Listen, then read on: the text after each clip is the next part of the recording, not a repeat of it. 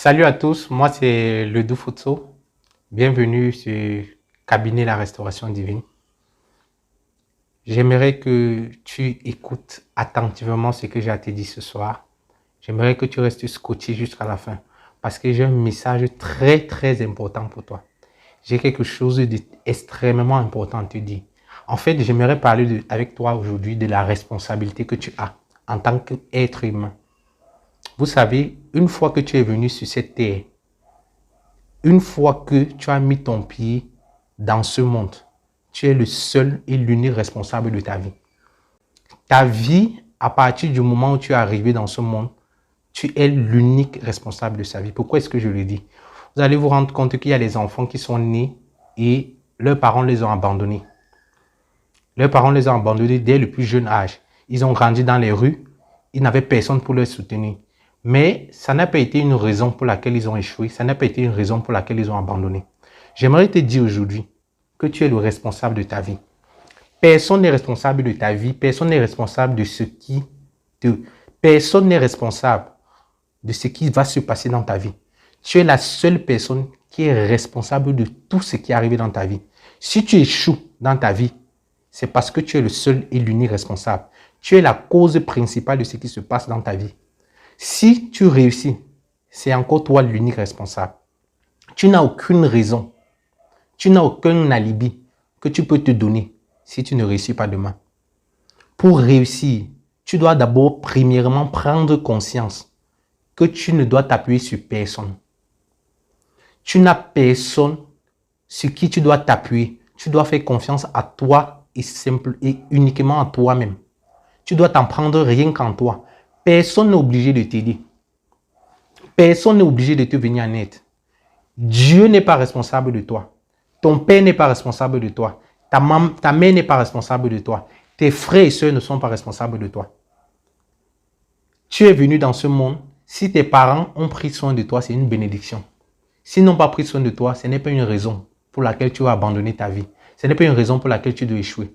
Ce que tu dois savoir aujourd'hui, c'est que tu dois commencer à te lever dans ta vie et commencer à prendre des décisions qui vont véritablement t'aider à changer de vie, à passer à une autre étape.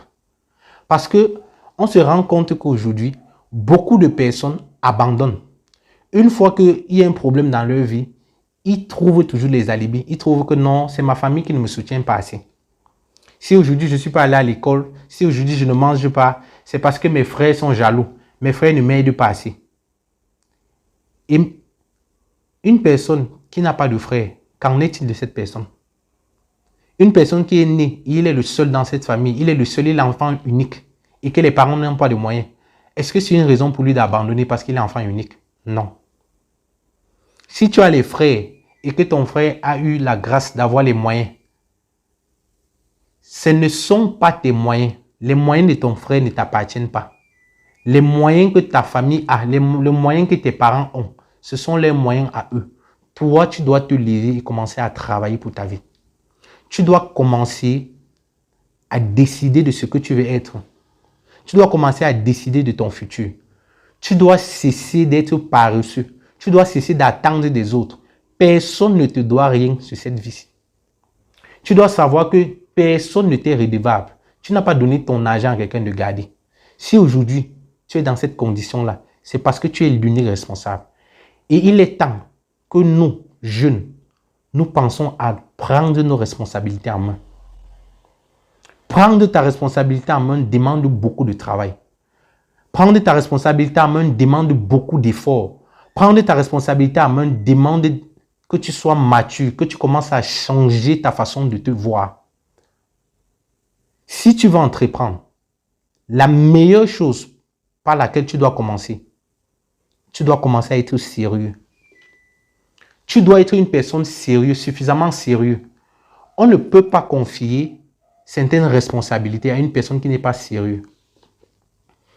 Si tu veux que les gens te fassent confiance et qu'ils te confient leurs activités, ils te confient leur business, ils te confient leurs produits, tu dois être quelqu'un de sérieux.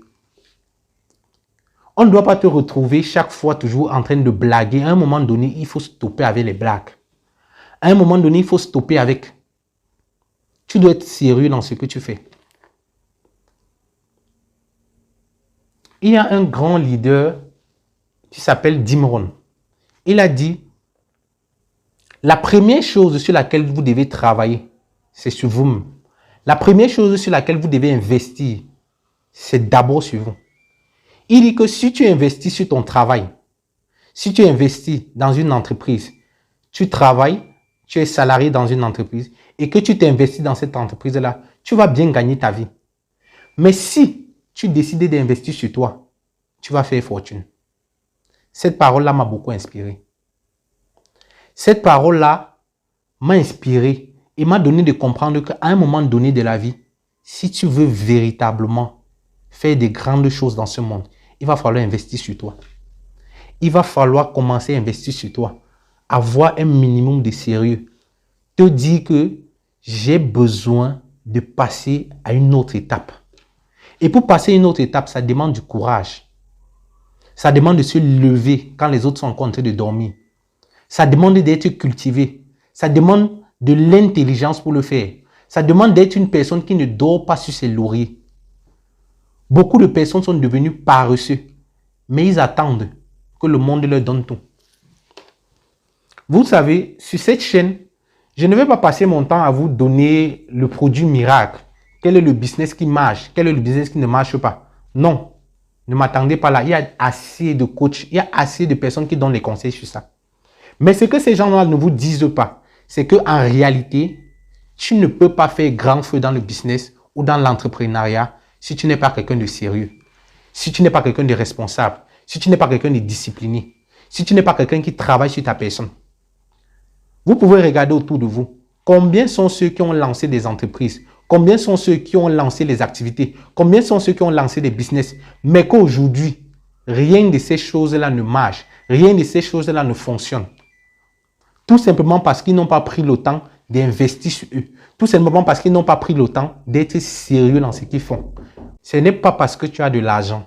Ce n'est pas parce que tu as tout le capital nécessaire que ça te garantit que le business que tu veux faire va marcher.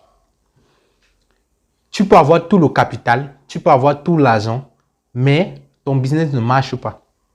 Parce que les gens ne vous disent pas la vérité. Beaucoup de personnes qui sont entrepreneurs ne vous disent pas la vérité. La vérité est que pour lancer un business, il te faut au moins travailler 70% sur ta personnalité.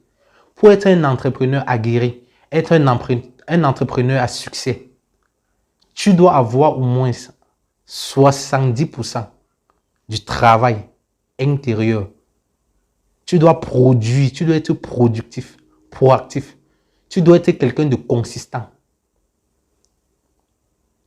En toi, tu dois être travaillé, tu dois être équipé.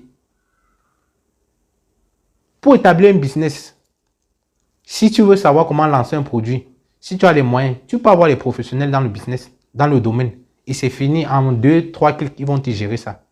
Mais pour que le business perdure, pour que le business là survive, il va falloir que tu sois quelqu'un de mentalement, que tu aies un mindset véritablement travaillé.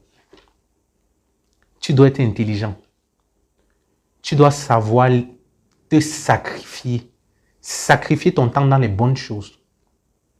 J'ai l'habitude souvent de dire à un ami, entre deux footballeurs, l'un va être meilleur, alors que les deux ont le même coach. Les deux ont les mêmes coéquipiers. Les deux ont les mêmes équipements. Le matériel qu'on met à la disposition, tous ont le même matériel. Mais l'un va être plus performant que l'autre.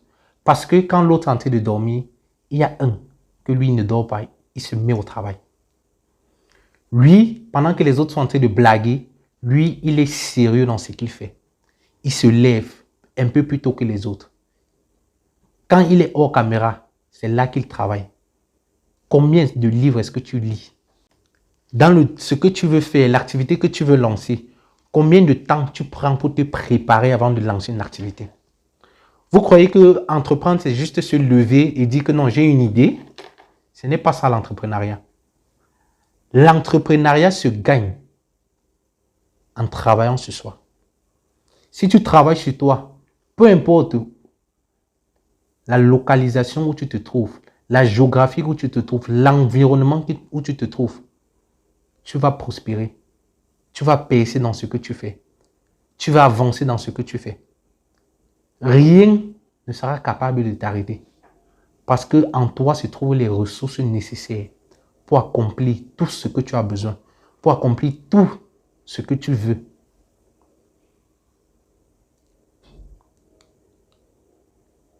Vous savez, la vérité et la seule vérité que vous devez retenir, c'est que vous devrez vous mettre au travail. Travailler. Comme Martin Luther l'a dit, dans ce que tu fais, il faut que dans le meilleur des deux mondes, tu sois le meilleur.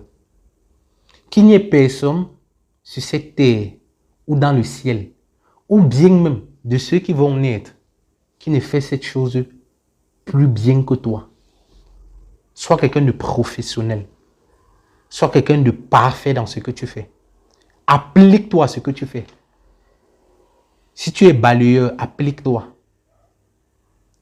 Tout ce que tu fais, tu dois être sérieux. Tu dois être responsable de ta vie. Tu dois être responsable. Soyez bénis et bonne soirée à tous. Merci beaucoup.